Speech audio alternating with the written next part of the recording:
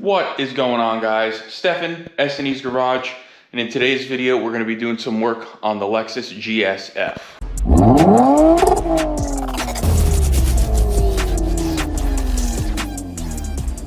So if you guys have been following the channel and know what we've done to this car, you'll know that we have installed coilovers on it. And in the rear, we did a true coilover conversion. And what that does on this specific vehicle and the RCF is it relocates the springs from the buckets on the rear subframe to the shock tower, and it's adding extra stress to the rear of the car by moving the load from the, like I said, the subframe up to the strut tower. So what we are going to be installing today is a Tom's Racing rear strut tower brace. It's part number 53650-TAE30, and this is for the Lexus GSF. Now, if you are like me and you have an RCF or a GSF and you have done the true coilover conversion in the rear, I definitely recommend a rear strut tower brace because it is going to help reinforce those strut towers that were never really intended to bear the full weight of the car at all times. Now, if you look at these strut towers when you do your install, you'll see they are reinforced. They are very strong, so I'm not worried about that weight and that load being on them, but bracing will stiffen it up and it will help it from, flexing and doing things like that. So we're gonna go ahead and pop the trunk. Now, the first thing you're gonna have to do, if you haven't already as part of your coilover install, is you're going to have to cut some access holes here in your trunk liner, which, like I said, we have already done this because that is how we adjust our damping and things like that for the coilovers. So if you don't want to cut into your trunk liner, this isn't going to be a mod that you're going to want to do. But like I said, if you weigh the pros and cons, I definitely think it's worth doing. So let's go ahead, let's get back there. I'm going to put my headband on, that way you can kind of see what I'm doing. It's got a little flashlight on it. So let's get back there and let's get to work. So when you open your strut tower brace, this is what you're going to find. You're going to see your two strut tower, basically bars. This is what connects the strut tower brace to the strut tower. And then you're going to have the brace itself. So let's go ahead, open this stuff up, and get ready to install it. All right, so the first thing we're going to do in here is we're going to go on either side here of the vehicle, and we're going to unbolt the coilover from the shock tower. And they should be 14mm bolts. All right, guys, if you look in there, we went ahead and got that installed and snugged up. So now we're going to go ahead, take our torque wrench here, and we're going to torque them down to 49 foot-pounds, and then we're going to repeat this process on the driver's side.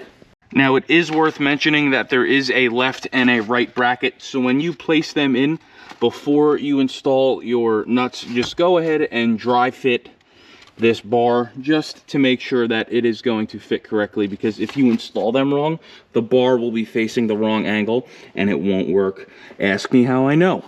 Okay, guys, we got both of our top plates here installed on the strut towers, and again, we torqued them all to 49 foot-pounds. That is the spec.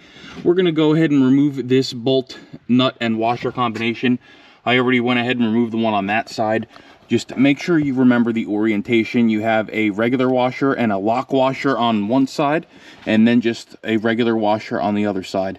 And the lock and regular washer combo go on the bolt side, not the nut side. So let's go ahead and take them off, and let's get our strut tower brace over here. Now, if you guys are fans of the channel, you'll have heard me say this before. I much prefer a one-piece strut tower brace, but unfortunately, for this car, there is not one available for the rear end, so this is adjustable. So what we have to go ahead and do now, we're going to install it on one side, and then we have to twist both sides out evenly so there's equal amount of threads sticking out on each side so that we can get that side in. And then at that point, we will twist this until it's tight and then lock the lock nuts down.